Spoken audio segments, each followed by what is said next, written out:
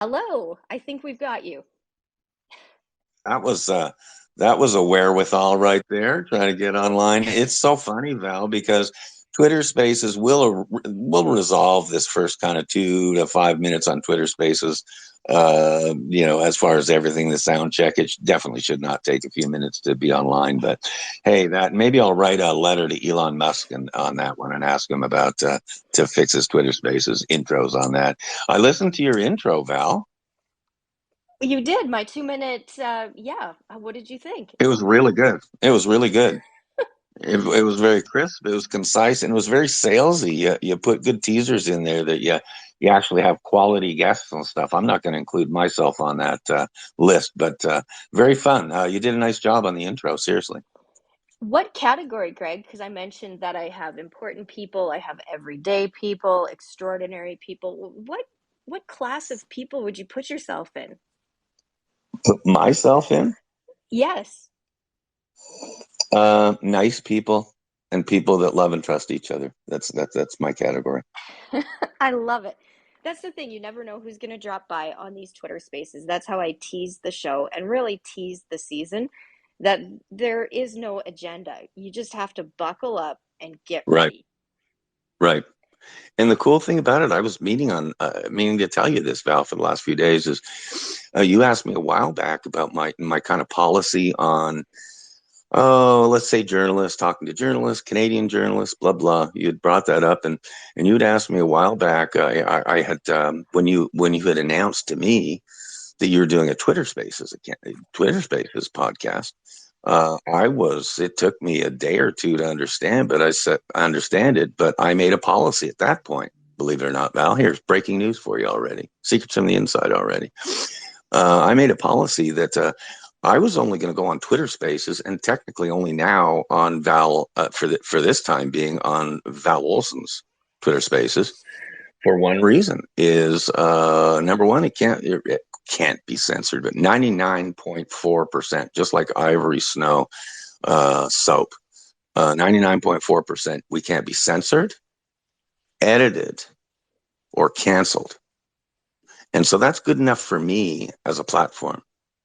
And I am actually going to become a regular, I believe, on Twitter Spaces, either your show, possibly others, but definitely even I might put up my own one down there down the road when I decide to like lift a finger in life, one of those things. But I'm thrilled to be on your show again. I'm thrilled with the Twitter Spaces platform.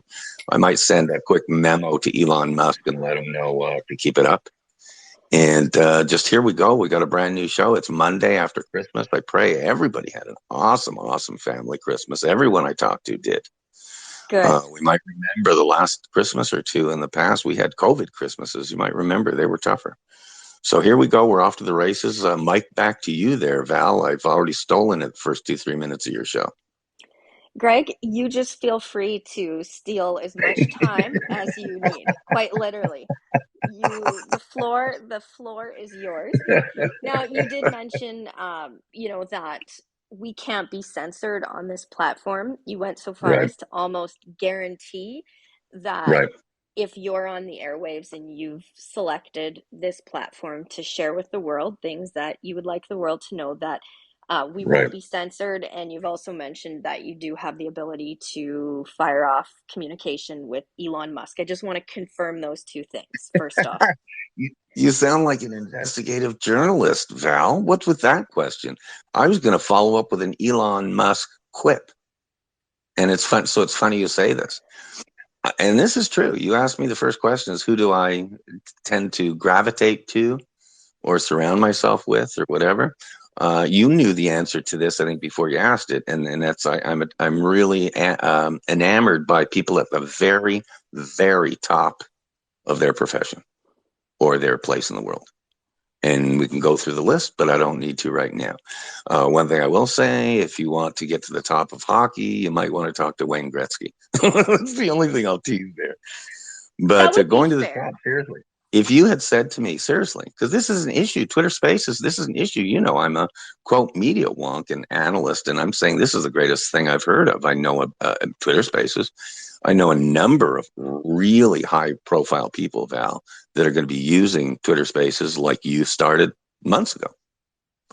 So, what I would say, if you had said to me, when I said the 99.4% we won't get censored or, canceled, doxxed, or framed, or whatever they do now on the left.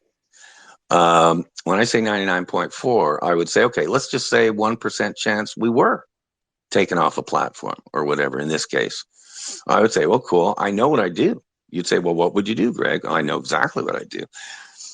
I'd go to the top and I would try, even though I'm not a fishing buddy or anything, I would try to contact Elon Musk on that. Simple. I mean, really simple. I wouldn't put in an email over their platform to a possible customer complaint that we can deal with in the new year.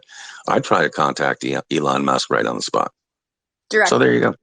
If I was successful or not, usually you're not and stuff like that. It doesn't matter. You either go to the top or you don't go to the top. And when you go to the top, 90% of the time, if you get the endorsement, support, enthusiasm from someone at the top, all they have to do is say it, and then it goes down from there. It's like in sales. I used to often say to salespeople, go to the top, because whatever the CEO says, everyone's going to do. You don't have to climb the ladder up through 10, 12, 14 ladders, and every one of those 12 or 14 managers or people want to keep their job, so they might be scared or intimidated by you. No, go to the top. Go to the general. I had a buddy of mine who was a warrant officer, both in the Navy and the U.S. Army during the Vietnam days. Incredible. He wouldn't mind me chatting about him now. He's awesome. He's an old friend of mine, Jim. And he did like 4 tours of Nam, and he was on the tugboats in the tugboat, like in Apocalypse Now, the movie. And I said, Jim, you're a warrant officer. You made it, a ways up there as far as leadership. But how did you move up so quickly and get so much responsibility as a Navy and Army guy? And he said, I just did one thing, Greg. I went to the top. I'd go to the officers club, whether I was invited or not, and I'd belly up to the bar with the general.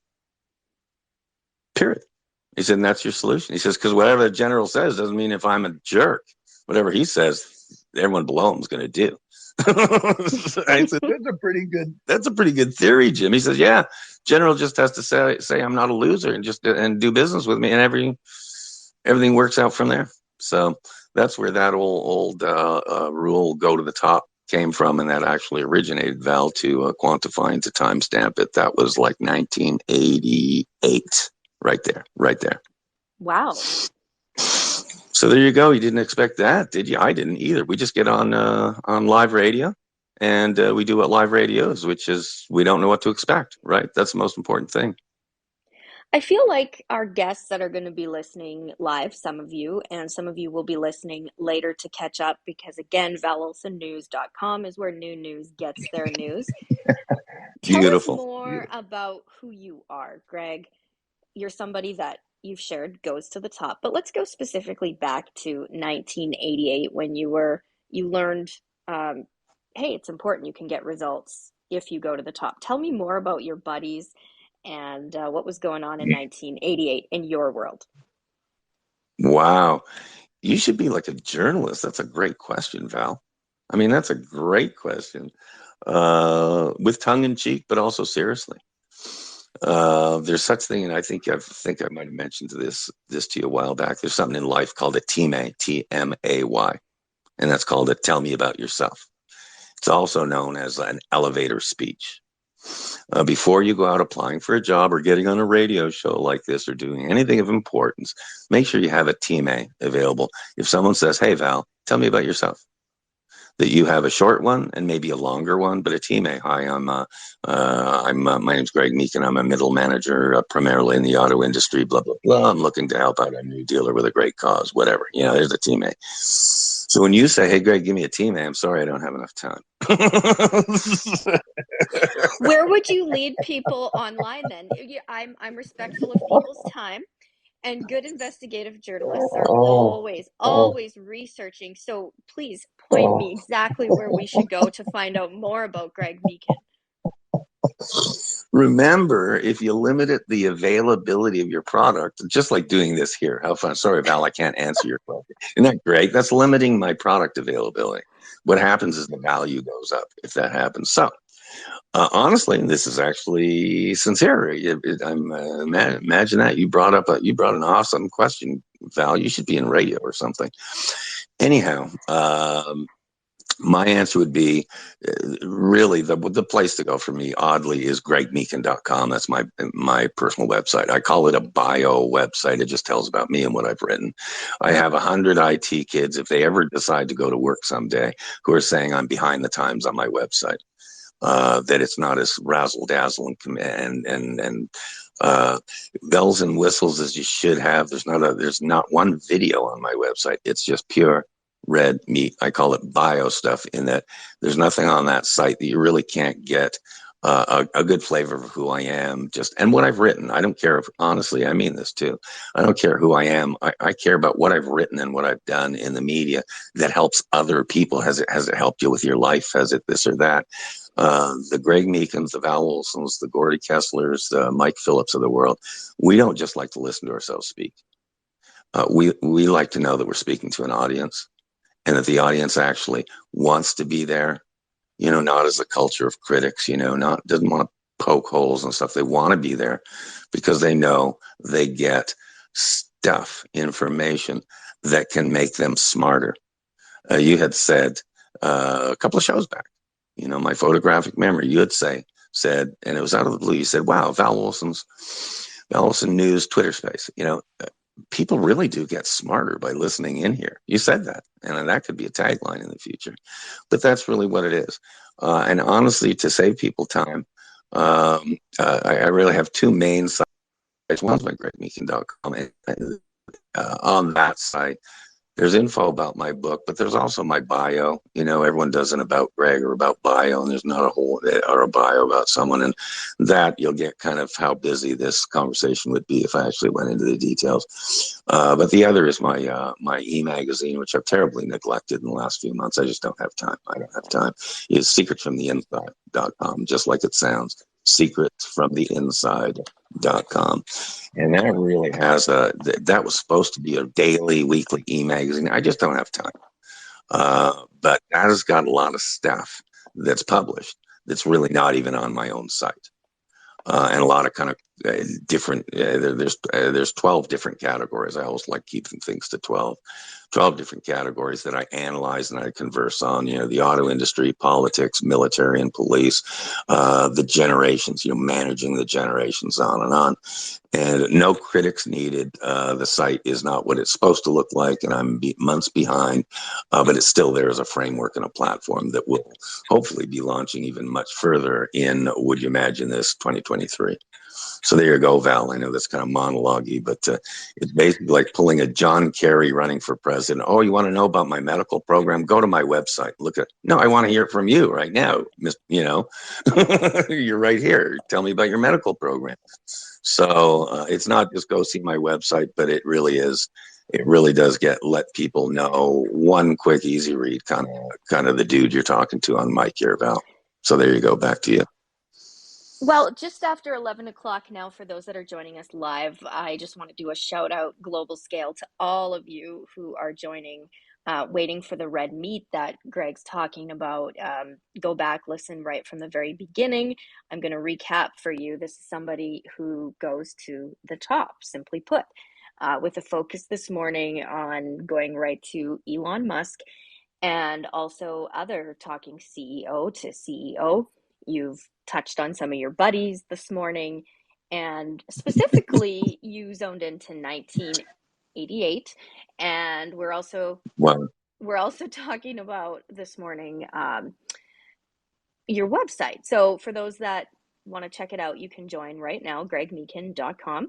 You'll be able to get access to Greg's book, Why I Came to America, What I Think Now, and there's other authors on your website. It's not just you. You highlight you highlight other people. So Right. walk me through Right. some of these contacts on your website and the significance of them. Uh, wow, you like I say, I don't mean to tease you here. You should be a journalist. I wish the national media asked questions like this, Val. Seriously. You get right to the point. I'm serious. Um, and I'm thrilled you brought it up because there's a lot of thought behind this. My website, when people go to it, I can't. It's so funny. I don't talk about this stuff. Good for you bringing this out in me. Seriously, you go to my website, and there's a goal of my website that it communicates real well. If you want information, there you can go directly to it. You won't sit there and have a bunch of pop-ups or interruptions or whatever. I want it to be clean as a whistle. The original homepage on that website, and you know it well, Val. It's a Seattle Space Needle with a Canadian flag. That was a brainstorm of one of my wonderful IT gal buddies. She's back in Raleigh, North Carolina. We went to high school together, but she just said at one point, "This is back in 2015, Val. It doesn't sound like a long time ago, but it is." And she said, "Look at your homepage." I looked at it, I said, "Okay, I'm done. That's going to be my homepage for the next 20 years." So bottom line, you click into everything seriously about Greg. It really tells you conversationally what I've done and what I'm working on. You can go to my favorite section is the trending section. It's the section that a gal named Val Olson almost lives on, almost camps on, because that will bring up the latest stuff that I'm talking about without a lot of bells and whistles. To get back to your direct question, there even on the site right now. I've got so many kudos on this stuff, and a lot behind the scenes because a lot of people don't go public and like or comment or whatever. But there's such a reach of my stuff and of your stuff and of this Twitter Spaces broadcast, Val. But you can go in and you'll see everything from my most current ones, and something that I'm deeply moved about, deeply moved about, is I did two book reviews, as you know, and there's one in the making. One is of Sheriff Mark Lamb, his book, 12 Rules to Live By. That changed my life. At 63 and a half years old, it changed my life. So I did a book review on that. Second down on the trending section is a book review of his wife's book, Janelle Lamb. Um, it's not Bravery and Blunders. It was the first one, Sheriff's Wife, and it was also an intensive book review. And so that's on my site, but it's featuring two other people. There's a pending one. I won't even say his name, but I just recently read four full novels of a pretty famous guy, and I'll be putting that. I'm doing a review on that series as well. But there's the other thing. I'll just mention this for fun. Wendy, she's just my hero. Wendy, I won't even plug her or anything right now without her permission, but she's so awesome. She's the one who put up my original website. And at one point, get this, Val, I can't believe the stuff you bring out in me. The very, very first story on that very website that we're talking about, the very first one, it was in 2015. I believe it was June or July 2015. And it was called, quote, "My webmaster warned me," end quote. It was a story because I said, Wendy, I mean, this is Wendy's someone I went back to the 1960s, 70s with in grade school and high school. But she was an IT genius, did great graphics. So she helped me out. I was broke. I needed some help setting up a website. But she said, and all she did, she called me one afternoon and she said, "Greg, when Wendy calls you or gives you a text, it means something's done." She's one of those Sally gals, right? We'll talk about that another time, right, Val? But she said, "Look at your bio page." That's all she said. It was a text. And so I went to About Greg on my website, went to the bio page, and she used a photo that I kind of just put aside. It was a nice, but it was a photo of me and Wayne Gretzky and completely decked out in hockey gear. And I just had tossed that photo aside, in the past, but she pulled it out and she said, "No, there's your bio." If you played hockey with Wayne Gretzky, dude, you're a hockey guy. And so I looked at that site, and I always made sure if anyone ever wants to develop a new website that they want to do e-commerce or marketing with, I highly, highly recommend Squarespace. That's not a plug. That's not a paid promo. They're beautiful. The templates are beautiful. My buddy, my IT buddy Wendy, did a masterful job on it. Just makes it look clean and happy and nice. It's a nice website to go through. But when she'd done that thing with the Gretzky photo, and then she also did the Seattle Space Needle with the Canadian flag on it. Um, I had said, okay, I'm going to go public when I call her Wendy. I'm going to go public, and I'm going to publish my first piece. And that's when she wrote back an email to me, Val. True story, true story. And it turned out to be the story my webmaster warned me. And Wendy did warn me. And she said, Greg, I've known you a long time, like 40 years, or maybe 50 years, whatever. And you're going public saying that you are guaranteeing, not just talking, not just giving yourself outs with predictions or whatever. You're saying, you're guaranteeing that Donald Trump's going to be in the White House in 2016. And she said there are like 17 other Republicans in the race, Greg. Like, why would you ever do that? And number two, why would you want the backlash that is going to come? Because, full disclosure, which you wouldn't mind me sharing, Wendy's now a dual citizen. Yippee-yi-yo! She's American, but she was Canadian the first two thirds of her life socialism in Quebec, just like me. And she knew, because she'd been around, honestly, Trudeau liberals like I have, senior and junior, for years. And she said, do you have any idea how much crap you're going to get for this? Saying that Donald, and I said, well, I'm not I haven't even told anyone who I'm voting for. I just analyzed it. I just analyzed the election. I said, Donald Trump will be 10 reasons why Donald Trump will be president. I got so much crap. Wendy was right. I got so much crap from my honestly, I'll say this, from some of my old friends back east. I'll just leave it at that I put out 2 weeks later. It's still on that site. It's called Okay, 5 more reasons why Donald Trump will still be president. And I lost I bet you I lost half my Facebook friends just with that piece. No such thing as humor in life anymore. And where people got serious, though, they're saying, wait a minute, maybe I want to listen to Greg here. I had some guys from high school say, react to the third piece after that, which was called The Top 10 Reasons Hillary Clinton Won't Be President. Oh, can't be president.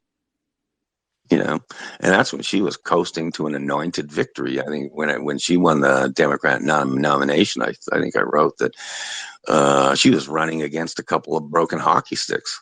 I don't even know who she was running against. She was anointed. So, and as everybody knows, if they believe the mainstream media and the legacy media and the talking points and everybody from Quebec, although they told us for 6 years Hillary Clinton would be president had Donald Trump not colluded with Russia, which is incorrect.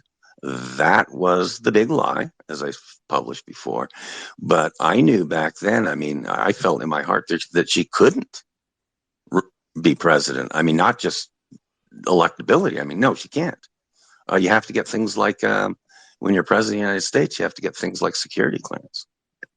So those were issues talked at the time that a lot of people are actually forgetting about. So long story short, which is way too late for that, go to my website, peek at my stuff either way. If you send me something over via email or through the publisher portal on my e-magazine, as you know, Val, you will hear back from me. I don't run some kind of a mammoth operation, a very, very small, tiny kind of independent little guy, little publisher guy, and I stay that way. But if you contact me, you'll hear from me.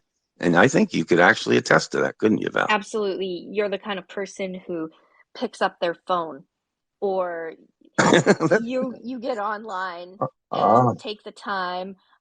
It's just like you're right there. No distance, right? You're yep, right there. I yep, find, right there. it's kind of like, um, I think I'm chasing you, but maybe you're chasing me. I'm not really sure. You're right there. So you, Well, that's the way it's supposed to be. That's the way it's supposed to be. It's called dueling citizens. It's called back and forth. I learn from Gen X. You learn from boomers. I learn from the seniors and Gen Zs and the alphas. That's the way we're supposed to be. And so kudos on you and kudos on me and kudos on the other folks out there. They're actually pragmatic and can talk about multi issues. So there you go. There's a little kudo as we just continue the show here, Val. It's great stuff.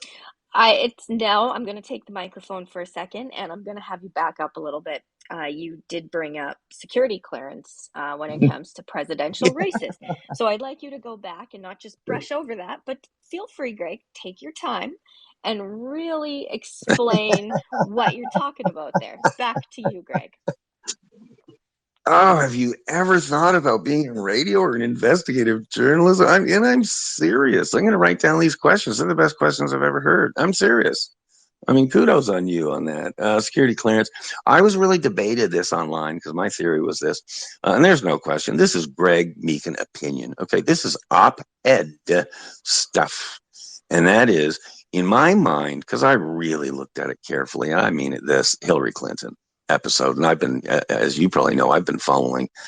I won't say an adjective here. I've been following the Hillary Clinton, Bill Clinton since 1992.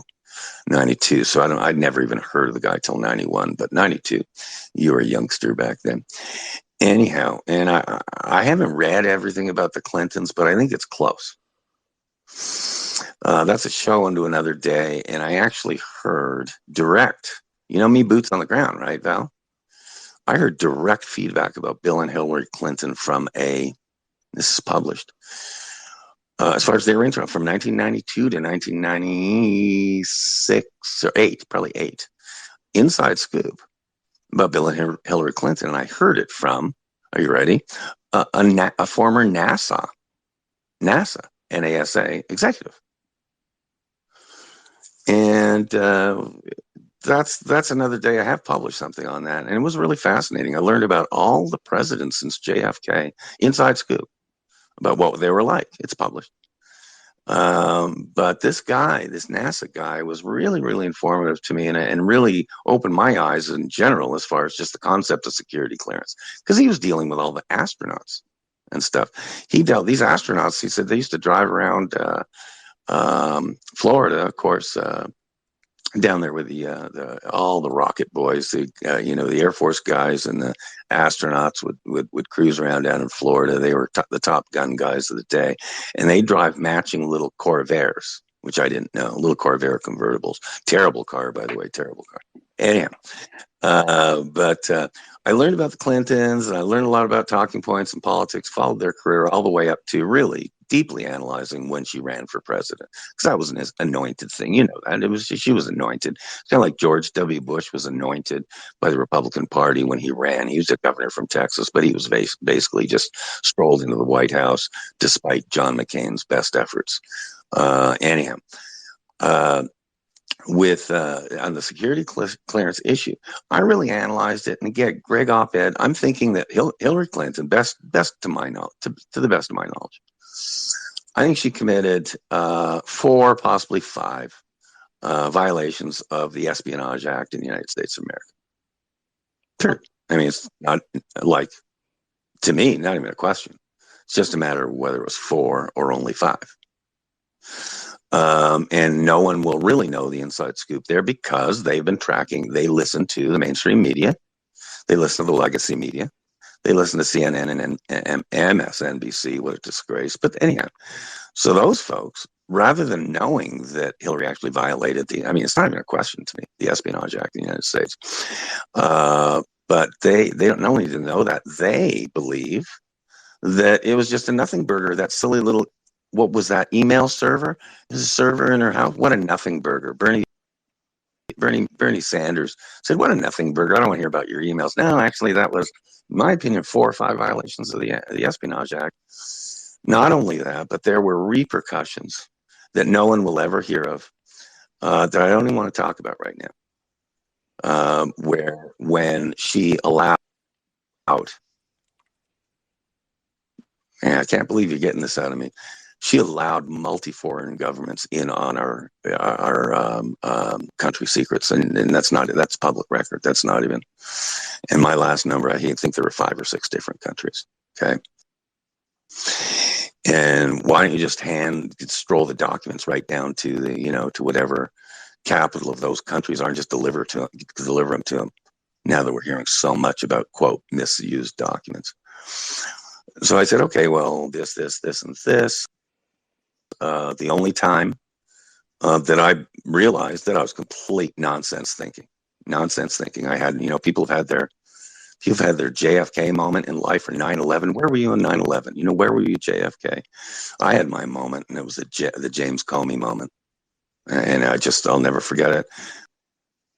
I almost remember it verbatim up to this point when the director of the FBI stood up and he laid out four, possibly five, violations of the Espionage Act. And then he said no reasonable prosecutor would pursue it. That's when I knew something was up. And I didn't know what, and I don't even need to know further.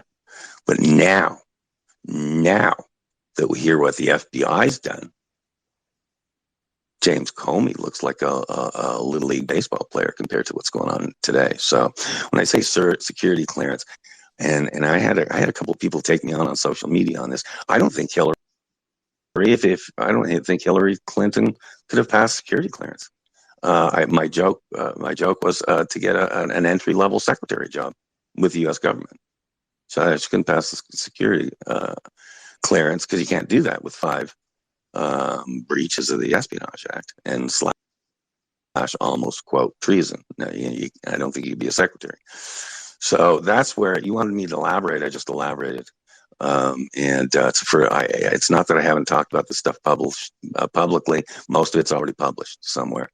But I'm glad actually you brought it up, and it's why so many, especially older people like me, Val, 60s, 70s, we're sitting back and saying, we've just never seen anything like this. We can't trust our FBI. We can't trust our CIA.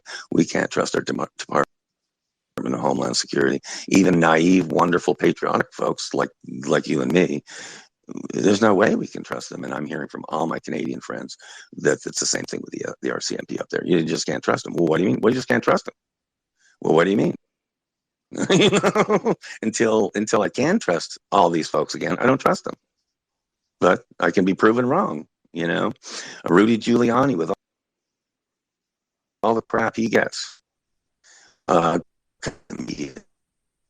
all the crap, Rudy Giuliani strolled into New York City and cleaned up. New York City was as big a disaster as the Chicagos of our country right now, the Detroits, the LAs. And Rudy Giuliani cleaned it up in about 6 months. So it can be done.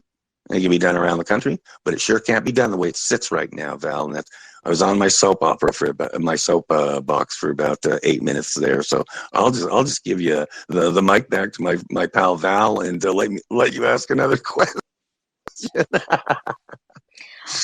So at Oh this goodness, time, goodness, I'm going goodness. to call for assistance because this show would not be possible. ValOlsonNews.com and Wow. bringing you guests like Greg if we didn't have the support behind the scenes. So we really want to thank those people and also let them know that we are experiencing some interference on Greg's end of the line. So I'm going to give a minute and talk as they fix up your technical component, Greg, because you are cutting in and out, and we definitely are having interference, and it's coming from your end. So, as you can see, there's Can you hear always me a better hiss now, Val? happening Can you hear me on better this. now?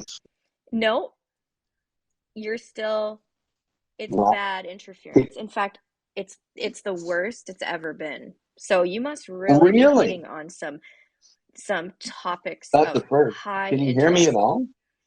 Can you hear I me at can, all? yeah, it's getting better. There we go. Okay, so I think just I'm now on speakerphone a number of inches away and whatever, but nothing would surprise me.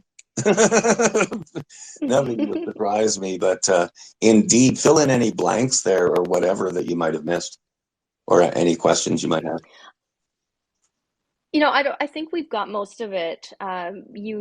You touched on you did some name dropping, but I just want to recap for those because we're treating this broadcast as one you can tune into at any time, and also for notes for myself as I go back and listen, I can recap things that you've touched on of interest because one thing Greg does is he likes to jump from different branches. So it's very important that you have a paper and a pen so that if you're following, you can, take some notes, write stuff down, and go back and research.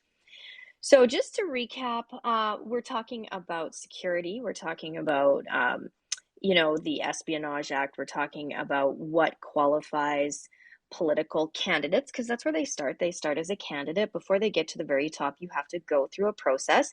So you've talked about some process issues over the morning.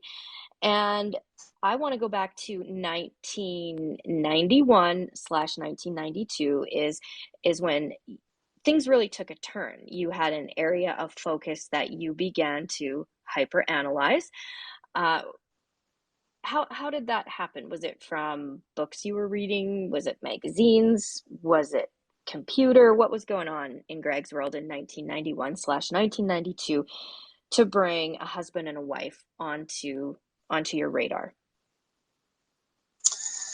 Wow. Has anyone told you you do your research, Val? There are a couple of I'll throw a curveball at you. There were two or three things that happened in 91 and 92. During that era, I had published a book, published my first book, Secrets from the Inside and How to Buy a New Car Below Dealer Cost. I also, for the very first time in my life, but I didn't speak about it publicly, began analyzing politics. And number three, here you go. In that era, I really, really was kind of born again, and honestly, just I met God for the first time and looked at life for the first time, and I go back to an exact time back then. There are two or three things that came up, all three life changing. Which of the three would you prefer I elaborate on, Val? That sounds like a sales guy right there. There's a sales guy. Goodness. Let's But start you at the want to talk about beginning. the Start book? at the beginning and go. You want to talk about Yes. the book? Yep. Secrets from the Inside: How to Buy a New Car Below Dealer Cost. And I will allow you, because you do this really well. You're one of the few human beings who's read that book cover to cover. And I would love, and this is for my purposes too, to hear you do maybe a quick 30-second, maybe quick minute intro of that. From my understanding, you read the thing like 55 times, right? and Nine. I've and it read the is book nine but times. it's literally not available anymore, which people don't know. But it was a real meal deal as far as a book. It was something I believe that was 20 years ahead of its time. I believe that the life right now, 2022, is mirroring a lot of things that I wrote about back then. It was really just helping people buy a car without the notorious nonsense that goes with car buying. And the most important thing is it was before the internet. It was before the internet, and that's the key. I got to turn it back to you a little bit, honestly. And honestly, your quick little review, Val, and I'll kind of segue from there as far as chatting about it. You mentioned that the book is not available. So an average Joe just can't go get the book, even if he wanted to pull strings and get the book. He Right. couldn't get the book. I find that very interesting Yeah. because we live in an age where if you want something, you can just go get it and find Yeah. a way to get it. Yeah. Not this time. So you're standing firm that you can't just go get the book, that this book is, maybe it's just hard to get, Greg. Are you 100% sure that you can't just go get the book? You see, now you're challenging me. I believe there's an internet site out there, as you probably know. Once you have an ISBN number, that means you're a real player. You know, your book has an ISBN number, so I guess you can go through any grocery checkout in the world and be bought. You're technically. But the ISBN world, once you get that, you get a lot of, can you imagine, booksellers, book buyers, people want to sell you stuff, whatever. And I published this I think in 1991. And I never do anything with unlimited supply. I always put unlimited supply. I never talk numbers on here, but I do limited supply because if something's unlimited, you'll never establish a value for it. You know, if it's unlimited, it'll be 99 cents on Amazon or something. You know, I'm not on Amazon right this minute. I'm the only publisher writer I think of the world that's not on Amazon, and it's by choice. But either way. Um, Okay, so you published this book in right. 1991. Why did you pick the publisher that you picked? Tell me all Are about you that serious? Where, process. where Yes. did you do your research, Val? Here you go. I looked for publishers across the gambit. Across, I was a young businessman in Venice, Florida. I burned out from the car business over the course of a number of years, 100-hour weeks and stuff, and I decided to go to Florida and take a year off with my family, my young twins. My twins had just turned a year old because I didn't want to miss them. And I said, well, I got an epiphany to write a book. And it's just simple as that. And what I wanted to write about was my view of the auto industry for the past 100 years, where it is right now and where it's going in the next 20 years. What's the auto industry going to be like in 2022? Okay, so that was my mission at the time. And a secondary mission is, can we all get along? Why does a car deal have to be a fight? Why does it have to be a contentious battle? And a truly broad question that everybody thinks they have the answer for. I guarantee you they don't have the answer for it until they finish the book, right? But it was such a war zone that I have my Dueling Citizens brand now, right? With radio and stuff, Dueling Citizens with Greg Meekin. Back then, it was no enemies. Have no enemies. I called my buying process the no enemies buying process. I mean, you don't have to have any enemies. And so it was technically ahead of its time. I still think it might be more ahead of its time than now with how polarized we are as a culture. Never mind car buying, but politics. Imagine that. So it was really by mission and by a just a love of writing that I published it. And when I'll segue right back, there are some books booksellers out there that say it's available, and I don't think so. I think they're advertising it, but they don't have the book available. I know that because I went to every credible publisher in the world in Venice. I wanted to do this, but I wanted to be a raw and unedited, and my mission in life. I joke it was like Jerry Maguire. I don't know if anyone saw Jerry Maguire when he wrote his it was great, his manifesto. He got fired the next day, right? I wrote my book in Florida, and I had a whole bunch of car dealers that were pissed off at me because I was revealing secrets. But the secrets are now well known in public with the internet, the advent of the internet. And like I joke, I'm blown away why car buyers still pay way too much, and why Gen Zs are the worst little offenders, and that they believe they're computers and all that stuff. Anyhow, we won't go there. That's another show. But I determined to self-publish back then. It was the only way the publisher could give me a fair shake because it was me. And I opened a DBA in my company at the time called US Publishing. I even remember the address. The address was on Tamiami Trail in Venice, Florida. And I assured, at least myself in my heart, that if I wrote something, if I published something, it would not be censored. It would not be canceled. It would not be doxxed. And I didn't even know what those words meant back then. So I published that first book, Secrets from the Inside, How to Buy a New Car Below Dealer Cost. Less than a year later, I published my second book, which is it was actually a handbook, a workbook to teach you about the first book, which is really cool. And it was called The Car Shopper's Workbook. Imagine that, The Car Shopper's Workbook for Insiders Only. And then my third one, as you well know, my third book, and it followed the same business model as Be Your Own Publisher, Val. I don't think I've really looked into it right now, and I mean it too. I mean, I don't think I'd look at book deals right now. I really mean, it sounds weird. Maybe if someone flashed some money at my face, maybe, I don't know. But I don't think so, because unfortunately, every guy that I know, and I've known a bunch of authors over the year, a bunch, including current authors, like Sheriff Lamb and his wonderful wife. And most of these people self-publish now because if you don't self-publish, and thank God it's become mainstream because of technology. But if you don't self-publish, I don't know how you could ever not be edited, not be changed, not your message either be modified, or and I'm just not interested in that. So at that time, I started a DBA for a company. I called it US Publishing. Right now I have dozens of. I might even relaunch the name one of these days. But that's how I got the first book done. And there might be a copy out there in the world, but I doubt it, because my secret from the inside is there are about a baker's dozen actual copies left of that book, Val. There's my secrets from the inside. A baker's dozen. And I know where they are. I love my original publisher. I love him. Anyhow, was that an extensive enough answer to that question on the publishing side? Not the answer I was expecting, but it was an answer nonetheless, and I will rate it after I spend some time digesting it.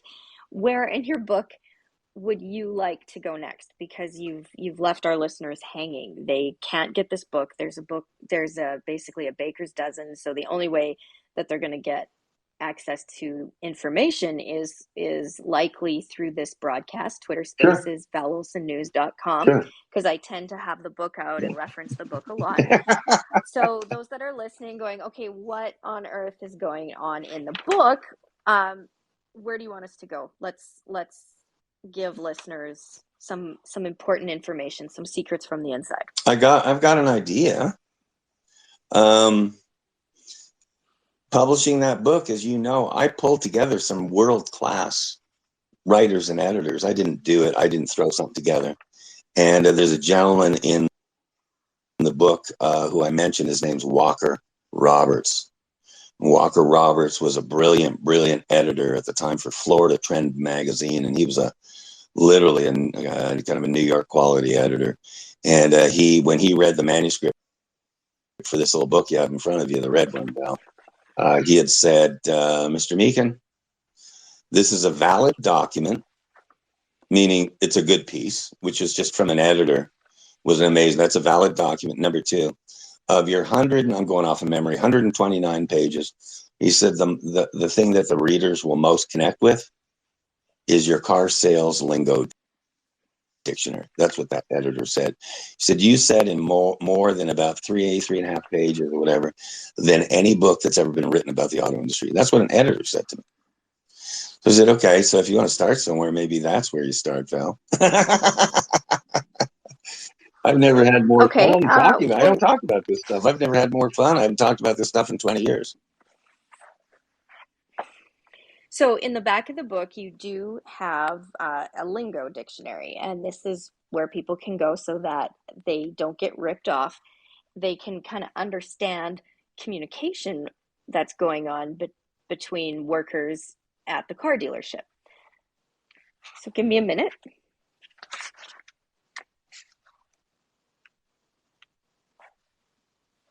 So we're going to start with sales office terms. Spot 'em, roll 'em. What are they talking about? If that's a term that you walk into a dealership and you overhear. Say that Spot 'em, again. roll 'em. What are they talking about? The first word cut out. Say that again. Spot 'em Oh, / roll 'em. sure, sure. Well, that happens every single day as we speak. Um, Auto dealers are way smarter than you know, believe me. And as a side note, if you take my little car sales lingo dictionary into a dealership, I would just giggle if you think you're going to get a better deal or outsmart car guys. And also a lot of the terms are, 20, 30 years old and even regional. But it's called spot 'em, roll 'em. Spot delivery. Spot delivery is where a dealer decides you have a qualified customer and or someone who's close. And even though your deal has not been finalized for example, on a Saturday, where at the time where the banks weren't open, you like your deal well enough and you want to take a risk on it, so you send the customer down the road in the car. And a couple of amazing things happen when you do this. Number one, 90% of deals magically hold together on Monday or Tuesday for a couple of reasons. The customers had plenty of time over the weekend to show the car to all their friends, to take it on as fun little test drives and all that stuff. I can't tell you, and any finance guy, this is not inside scoop. Especially old finance guys will tell you, we'd go in Monday mornings. We'd have 10, 15 deals that were not approved with the banks yet that they were driving. That's common knowledge. What happens though? The magic that happens once you deliver, it's called delivering a car. Spot delivery. Roll them down the road. Tail lights over the curb. Let's see, tail lights over the curb. That means the car's gone. And what happens is on Monday or Tuesday, if the customer is presented with any changes, and again, this is a whole episode, any changes to the deal from Saturday, the secret is that 90% of the time, these customers, if there are any changes, like believe it or not, if you need more down payment, if we have to change banks, if the payoff in your loan, your trade-in came on high, whatever changes, Monday, Tuesday, that 90% of those deals would hold together because the customer, and this is what customers don't know, once they've fallen in love with the vehicle, they'll do anything to keep it. I'm just telling you. And that's what dealers on a Saturday know. And even now, even to this day, I talk to a lot of younger folks in the auto industry today, and it's an industry to a large extent I don't even understand. No, I understand it. And I've said, hey, how many cars do you roll? What's your percentage of spot delivery, right? The deal. You got 10 deals, you roll 4 of them down the road or whatever. And as for the most part, and I think this is a good thing for the most part, and because of technology, dealers can get deals all wrapped up, including bank and credit union approvals, before they send them down the road. So there's a lot of that kind of risk taken out of the industry, but the concept is still applies. Spot them or roll them, and your deals will hold together. Do you have another question, Val? I do. So this is where you can see that this book is beneficial for those that are shopping for a car.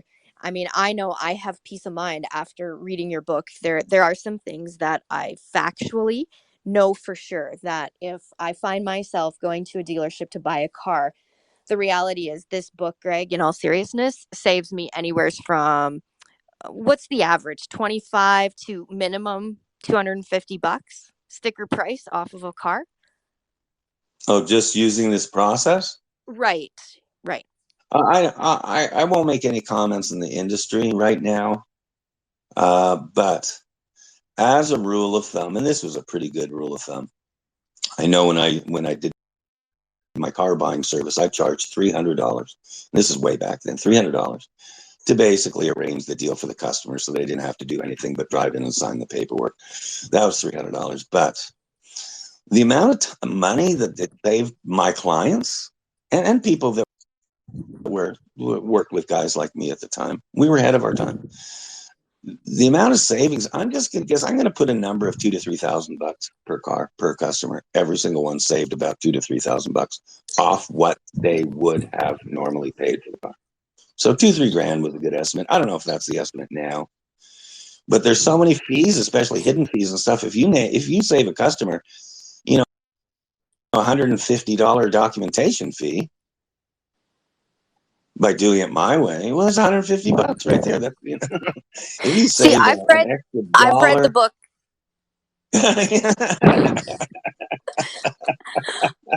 I've read the book 9 times, and you can see my numbers. My numbers are off, right? We're talking different numbers in different terms. So it's very important that you just don't read it and assume you know what anything means. It's very Correct. important that you take the Correct. time and you Correct. ask questions.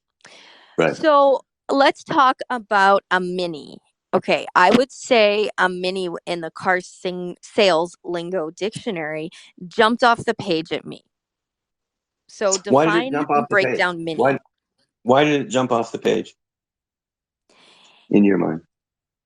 You used a really specific font, and you put there's indicators that mini in the car sales lingo dictionary just jumps off the page for obvious Yeah. reasons. Just looking at it, Yeah. it It's a good word. you can It's a spot that it stands out. yeah. So It's a define cool mini word. and the significance. It's a cool word for wordsmiths because many, I mean, they developed a whole car line called Mini, right? So it's a good word, Mini. And my understanding, it was as applicable in the 1950s and 60s, 70s, 80s as it is in 2022, and probably more applicable in 2022 than ever. And what it is a car salesperson, specifically new car sales, usually new car sales, is paid a flat minimum commission on a car deal. And it's usually from $150 to, I don't know if it's up to 300 now. It's usually about 200 in my day.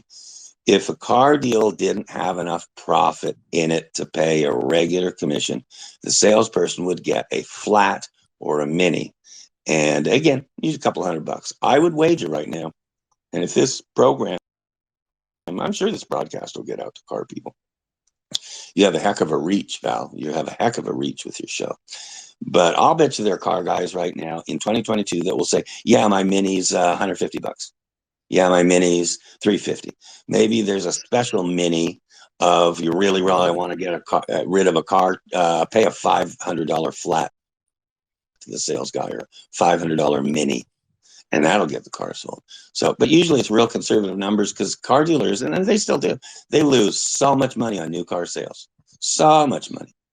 It's not a matter of whether you can get a great deal. It's just a matter of how good a deal, and how I used to joke how much under dealer invoice that you could buy it for, not over. But I'll bet you there's salespeople to this day that know what their mini are. If there's no profit on a new car deal, everybody knows, manufacturers, and a lot of people know, you make most of the money on the back end with there's parts, service, etc. So the mini was designed by car dealers to keep the salespersons to keep their little mind and heads okay, that they didn't work all day for a car deal and not make any money. They still made a couple $100. So there you go. I want to be respectful of Greg's time because he is a very busy dude. So we committed to 59 minutes of airtime of high quality, good showtime. I mean, I could keep rolling if you want to keep rolling, but it's your call. You've got the last 4 minutes that I just want to give you, or if you want to keep going, we'll keep going. What do you want to do? Wow, how cool. Did really almost an hour pass there, Val? How amazing is that? I've been doing a lot of talking, as they'd say up in Canada. Let's do this. I always make real guidelines and hopefully goals and stuff, and I wanted to keep this to an hour, and that's just for from a good radio standpoint and stuff. But in this case, I'll rock and roll. I have plenty of time. I'll rock and roll. I'll answer any questions you have. Okay. Let's keep it over. And now it's your show. You just keep it over as long as you want, and as long as you think that the listeners are going to enjoy it. Because the only thing that matters, Val, you know that, is whether the listeners enjoy it. So let's do it. I'll take as many questions as you want to throw at me today. Well, ValOlsonNews.com is where listeners can interact. They can support my work. They can send questions. You can email them. You can direct message if you're listening on Twitter right now. As you can see, Greg is really unpacking his book for us. There's important meat and potatoes that we're going over today. We're right now talking about the Car Singles Lingo Dictionary. This is a section in the book that there is only, as Greg said, a baker's dozen left. This book is not easy to get, very, very difficult. This book will find its way into, I guess, the right perspective person, because a lot of people just toss books to the side. They don't take their time and digest them. So this is a a select amount of people that will even be able to get their hands on the book. So that's why it's so important that you're listening and you're jotting down important information. As Greg says, the average person that reads his book saves on average $2,000 to $3,000 when it comes to savings on buying a vehicle sticker price.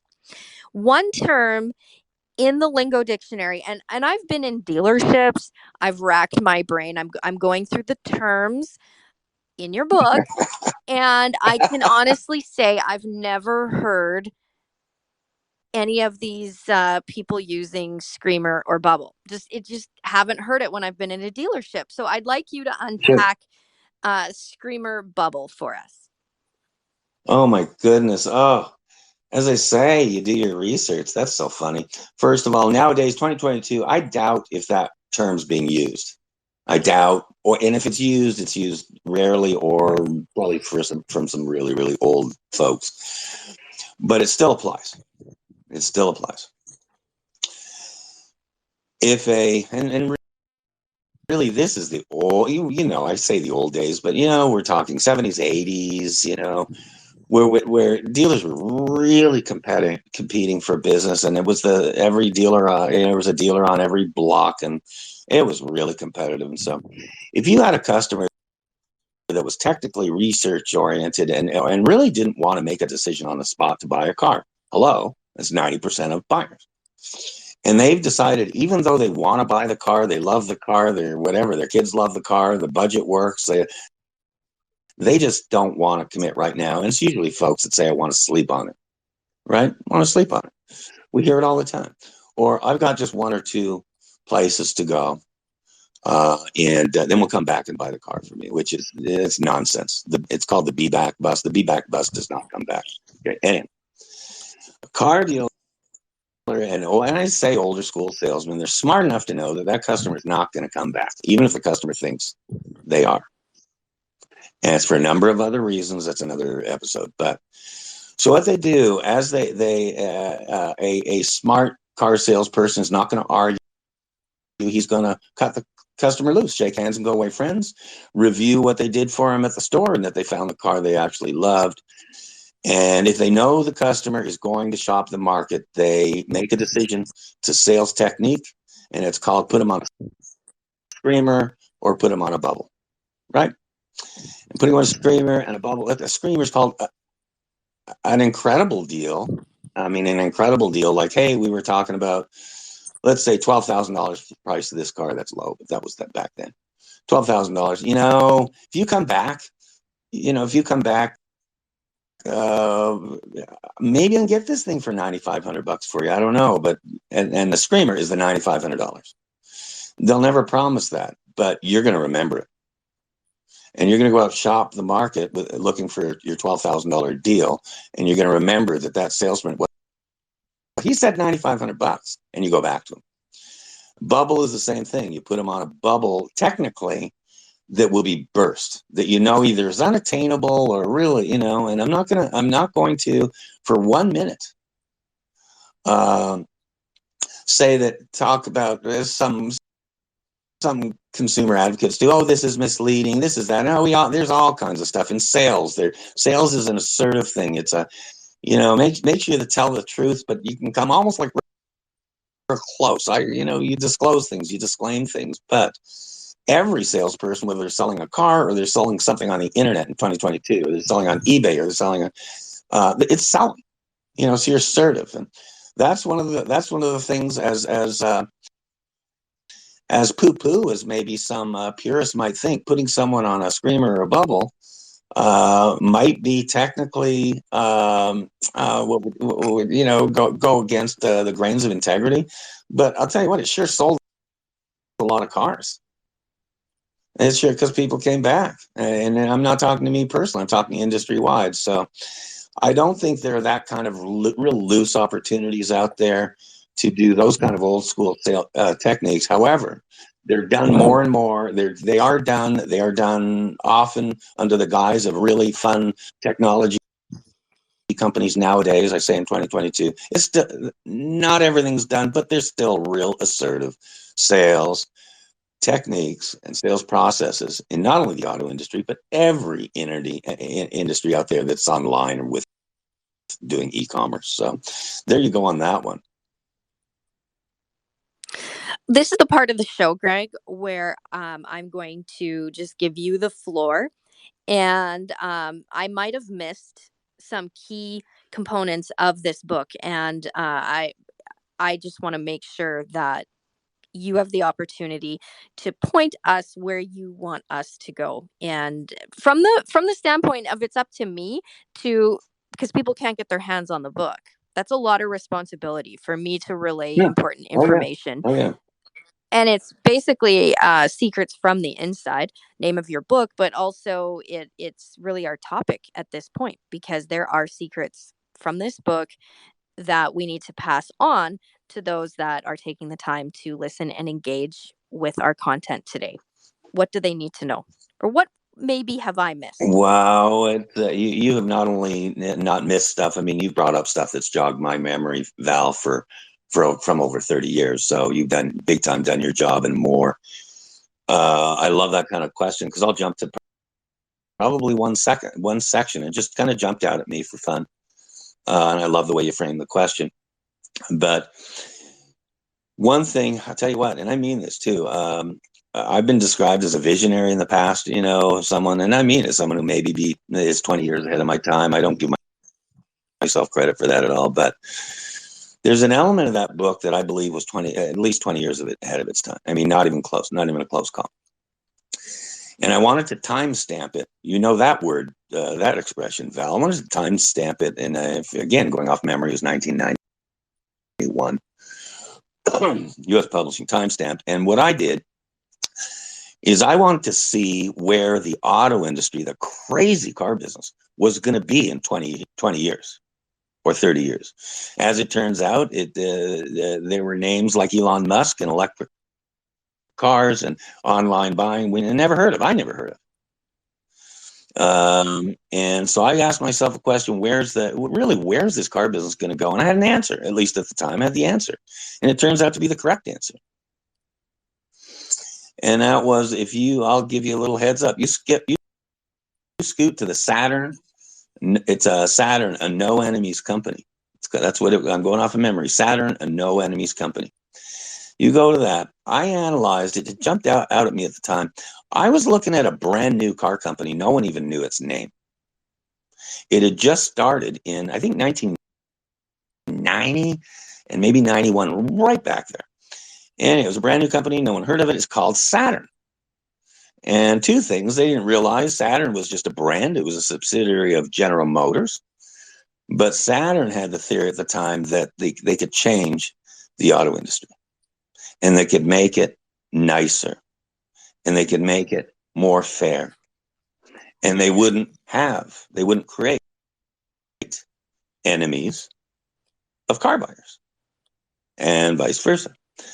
So they had some of the older folks will know the name real well, Saturn. And as it turns out, I wrote the sidebar before I don't even think they were a year old, Val. And they did a couple of things in the first year being in business that I'd never seen before. They offered a money back guarantee for the car. If you didn't like it, bring it back in 30 days. We thought that was crazy.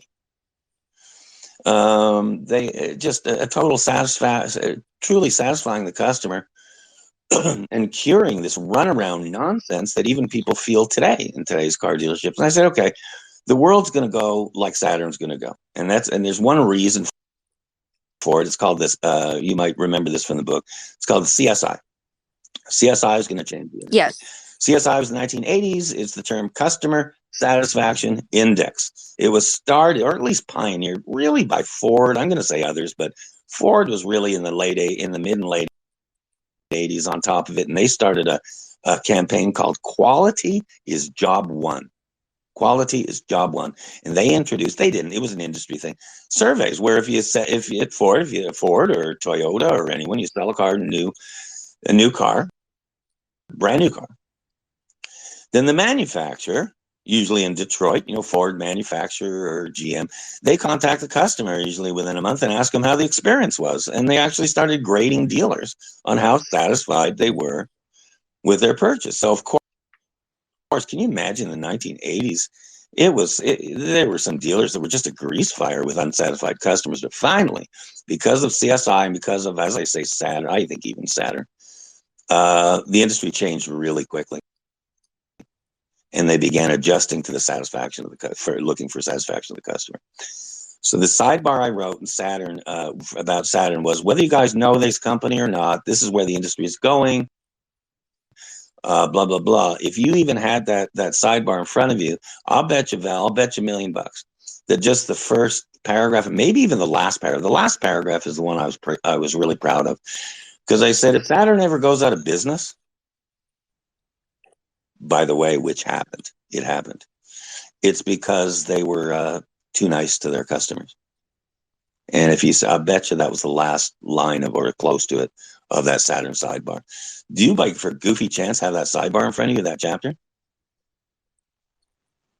I Oh my do. God. I do. How much Oh do you my want God. me to read? Okay, because I don't have the book in front. Just for goofy, just goofy. Read the first paragraph. I love it because I've always said you sound like a second or fourth grade school teacher on radio. You do it so well when you read. So go ahead, read me the first paragraph, Val, and then maybe, I don't know, maybe I'll ask you for the last paragraph. Okay, just give me 1 second here. Did you expect this today, Val? Did you expect to have a reading assignment?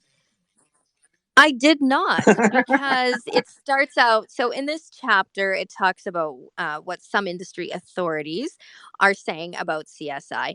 And I will go then to the last paragraph. It says some experts view the 21st century dealership as having salaried consultants demonstrating vehicles rather than traditional commission salespeople. Saturn is already trying a variation of this theme.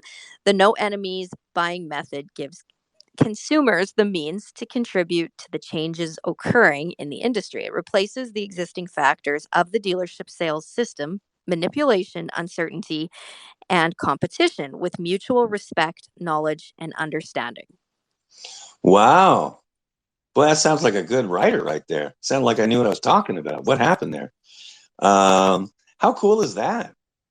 Because what you just read, I'm serious too. I'm going only off of memory. The concept of salary sales consultants and just having a much more kind of professional transaction, you're seeing that already. Dealers are marketing that already. We have salary consultants. But that was 30 years ago. You just read what you read. That was 30 years ago. That was unheard of. So there you go. The Saturn sidebar. Go ahead. And sorry, I read the wrong part. The biggest question in the Saturn experiment, especially in light of the corporations currently in the red status, is whether Saturn can be profitable or not. Sure, it is nice to be nice, but a company can't be nice if it is out of business. Regardless of how things turn out for Saturn, it is an experiment conceived out of respect for the customer. If anyone believes that CSI is not important to car manufacturers, they should consider Saturn. So you were right. Wow. Wow. And they went out of business because they were too nice to their customers. Honestly, it's that way I say that is you can be not, and it's any entrepreneur will understand this. Anyone who's been in their own business, you have to make enough margin to pay the bills. It's like really simple. Otherwise, you're running in the red. And as it turns out, and I think you're going to see this with a lot of these current internet companies, Val, some name brands that I haven't even talked about yet. They're going to be out of business because they're not able to make enough margin to pay the bills with how they go about their business. And there's a couple of big names out there that people know, but maybe that's for the next Secrets book about the auto industry. You know what I mean? But it's a dilemma we all face. How do we, and boy, you hear these arguments a lot. It's so important. You're getting into arguments like shopping Walmart versus your local store in town, where you always pay more money in town for your local entrepreneur because their overhead is higher than, say, Walmart's. And so shop local has been obviously a trend for decades, and I just think nonsense. I don't think I know I say there is a real nice group of people that follow that etiquette, but very few. Most customers and most people, and I include myself with this, we go to Walmart all the time because we're much more cheap price wise and wanting selection and stuff. I think consumers give themselves a lot more credit than maybe they deserve in that we love cheap prices. We love great selections. We don't care if it hurts the retailer. We don't care if it makes money or loses on the deal. So that, unfortunately, companies like Saturn and even car brokers, there are people out there, the Costco car buying program, AAA, I bet you CAA, they all have some type of car buying program as a benefit really to their members. And I just want to say, I think I had a hand in developing that starting in 1989, 1990. But that said, just because those were old school business, car dealer stuff, there's still the same thing going on, Val. There's still, and whether you call it bait and switch, whether you call it unknown charges, whether you call it paying too much for an online car because it made you happy, there's still the same thing going on today, even with the smart young car buyers that went on back then. It's got a different green sports jacket and white shoes on it. It doesn't have green sports jacket and white shoes. It's disguised as a platform of maybe car buying stuff that wants to help you. It's disguised. How about that? Well, that's really, transferable information there that I think is very important, because so often, we just want what's easy, and we just hope at face value what somebody is telling us, which we want to hear, is honesty and truth. But it takes a village. It takes a village, and we all want to, oftentimes we want to support what's local, and we don't want to support big corporations, etc. But I think we're all part of the village, and I think sometimes, so often, and I hope this show and this platform is a space where I believe that, even our online community back in, as the 70s, the 80s, many of them, they're the boomers, right? They were instrumental at the very beginning. And so I just want to say a tip of the hat to all of those in the early days who could probably see, were foretelling some of the things that were going to happen, which are happening now. So this definitely is a show. This is a platform where you will continually get secrets from the inside if you have the eyes to see and the ears to hear. And it doesn't matter. We were talking about, I was really pushing you off the beginning, Greg. I said to you, Greg, what class of people are you? And you said, I'm from the nice. I'm from the nice people group. And here we are. We're wrapping up today talking about nice people doing nice things. And I'm going to go back. I'm going to unpack from this. This was a great way to kick off, our brand new valolsonnews.com. It's always changing and adjusting and readjusting to fit the growing concerns of the community. That's really my heart and my staple mission, whether it comes out or it makes it in the big papers in the whole scheme of things. That's really what I care about, is quality of community, and I want to see honesty, integrity, truth, justice, liberty, freedom, all those trigger words, right? Like those words just bounce off the page, right? And they do get you censored. But you've made a commitment and dedication to Twitter Spaces and At Home Media Mom platform as a place where you're gonna share a lot of stuff, and we really covered great ground today. In fact, I'm just making a mental note / commitment here, and good use and smart use of communication. I am going to take the last few minutes of every show and just recap on things that we've talked about. And I'm just going to go top of mind here.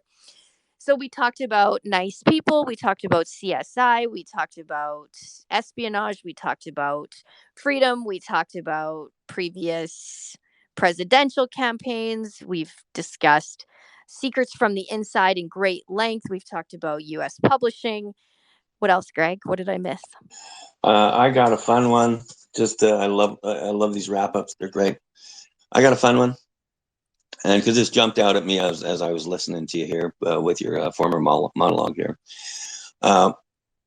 What do your listeners do now? What do they do with this information? What do you do? I mean, it's cool to know this, or know about the auto industry, learn about a little behavior, hang in with the shows, and you'll learn a little bit about Alberta 51. I mean, all over the book. But what do they do?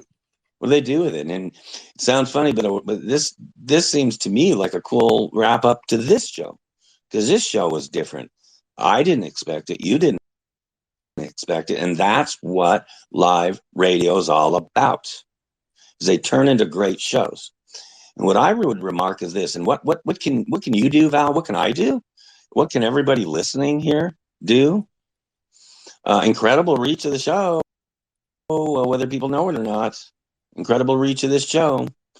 We've got multi-stations, multi-platforms, multi-countries, and of course, folks that are going to even see replays of some of this on a YouTube channel, a la Greg Meekin's YouTube channel. So the reach is out there, and what I'd say to every single person listening to this right now, seriously, what can you do? What Val and I chat about that would apply to my life, or what can I write down on my to-do list that we can do? And I would say this: it really, really stays simple. It's just simple to me, in my mind. Is number one, you can be nice. I mean, you can be nice. Number two, you don't need to have any enemies. I think 80% of us agree. I think we all agree on 80% of stuff. So let's talk about that stuff. But most importantly, is we talk about Saturn being nice to its customers. I've talked in the past, Val, of my business concept of SRFs, stark raving fans. Don't have customers anymore. Don't have just satisfied customers. Have stark raving fans. That's a 1990s business book. But I believe, and this is just the last point, and I'll wrap it up here. I know I've been blabby today, but I believe that people out there really don't know themselves. And I really mean this. They don't know themselves. And this is the car guy in me. And I believe that most people out there think, just for example, that if they're shopping for an item, especially an expensive item, let's say a washer, dryer, or a car, or a house, whatever, and there's so much information, so many people out there in the marketplace, so many people trying to sell you something. But I believe that most people say, if I shop for a big item, I'm going to, no matter what, I'm going to research the whole market. I'm going to check every price available. I'm going to make sure I got the lowest price. I'm going to do my due diligence on Consumer Reports to make sure it's a good product. And I really, really research the products, and I like to do that. And that's what I like to do before a big purchase. And my answer to that, and I really mean this, Val, I say BS. I disagree. I say disagree. I think, from my experience, 80, 90% of people would just like to have one contact to go to for every category they kind of need in life. For example, in the 1950s, you had a barber, an insurance person, a lawyer, a blah, blah, blah. And you didn't have the opportunity to shop an entire market. But guess what? You had your local doctor. Imagine that. They cared about you. There's another conversation. But guess what? We always got great care. A lot of people I know, the most successful car people in the world, were guys from the 50s and 60s. They were guys that the customer trusted. And they were the folks, and again, it can be across the board. Those are the folks that when you say, hey, I need a car. Hey, I need whatever, a washer or dryer. Terrible examples, but there's so many things that we shop for every day, and we're all over the internet, shopping. And I believe that most consumers really would love just to go to one person. If I want a car, I'd love to have just one guy to go, one person, guy, gal, whatever, and say, hey, this is what I want to do. And you're going to get exactly what you ask for, including the right car at the right price and no hassle, blah, blah, blah. I need to go to the hardware store for something. We used to have I used to live above a hardware store in Montreal when my mom was a poor little single mom. We lived above a hardware store. We go down to the hardware store. We knew everybody. Everybody knew us. We were kids. We grew up in the alley beside the hardware store, and they would take care of us. They would order anything from the catalog. They wouldn't mess over our moms or dads.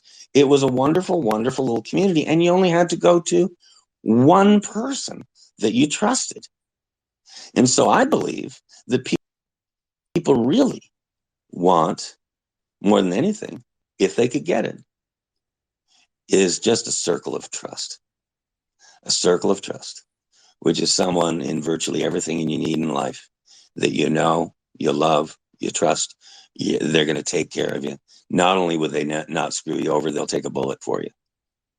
And I believe if there's a direction I would love, just say consumers to go in life, that's develop a circle of trust, just of people that you love and trust, rather than running around with your like a chicken with your head cut off, trying to undercut someone from $50 on a price or something. So if there's a message that I have today for every listener, it's that. And oddly, as you so identified today, Val, ago. So there you go. You have to repeat the last line. We had interference there. Yeah. What was your very last line? I said, as basically as current as this discussion is in 2022, especially with the Walmarts and the Amazons of the world out there, as current as the information is, I still believe that we do want to go back to a more one-on-one circle of trusted people. And if there is one message, again, I'd like to leave off is something I was saying. Basically, I was saying the same message, talking in that first book, the Red Book, and really identifying Saturn as an example to us all. So there you go. There you go. The news is 30 years old, but it's not expired yet. You know, Val? I love that. It's not expired yet. That's so true. So good. And to recap, it's all about quality. Greg Meekin, author of Secrets from the Inside, How to Buy a New Car Below Dealer Cost. If you are lucky enough to get your hands on his book, you're going to understand it at a deeper level. But I'm committed to giving you information, which is, to be clear, secrets from the inside. So thank you, Greg Meekin, for joining us today, and I hope you'll be back next Monday. I will indeed. Thank you so much, Val. I will indeed.